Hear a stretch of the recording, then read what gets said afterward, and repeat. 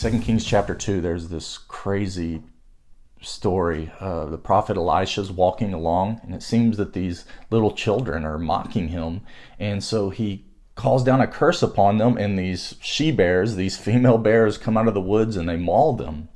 It's a very disturbing story at first glance, but I think it's an important lesson in context, in the assumptions that we make. Actually, what's going on in the story is these little children aren't little children at all. The English translation, the Hebrew word for little children, all over the Old Testament, it's translated young lads. It's young men. And so this is a mob of young, foolish men that have come together, and they're taunting Elisha. Elisha, his mentor, Elijah, the great prophet, has just been taken up into a whirlwind into heaven.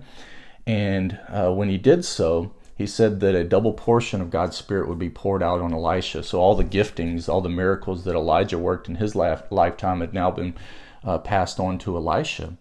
And so Elisha is this great prophet in this area where there is much idolatry going on, and these horrible things that are happening. And so these men have gathered together, and they are taunting this man of God. And so he does call down a curse in the name of the Lord.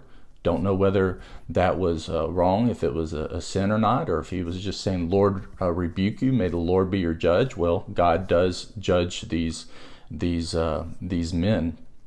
But it's an important lesson on the assumptions we make, assuming that this was just a bunch of preschool kids and he cursed them, and then God had these bears come out and maul these little innocent children, which wasn't the case at all. And so in our day in social media, we see things, we see these world events, and we immediately make these assumptions, and it's based on our previous experiences. It's based on our tribalism, whatever camp that we put ourselves into, whether it's race or politics or religion or whatever. We make these assumptions without knowing the whole story. I think it's important, especially as God's children in the world, because God has called us to the gospel. He's called us to be the hands and feet of Jesus, that we be careful in making assumptions.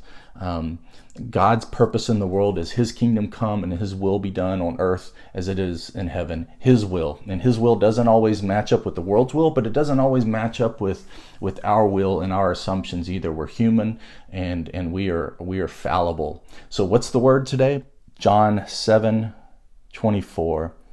Jesus says to his detractors, he says, do not judge by appearances, but judge with right judgment.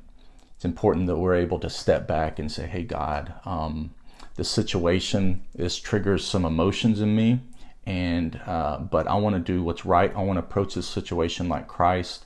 And would you show me, would you help me to look at this objectively and look at this through the eyes of Jesus, so that I can approach this situation and be Jesus in this situation. And I think if we do that, we might not have everything figured out, and that's okay, but we can still love and approach the situation like Christ would want us to.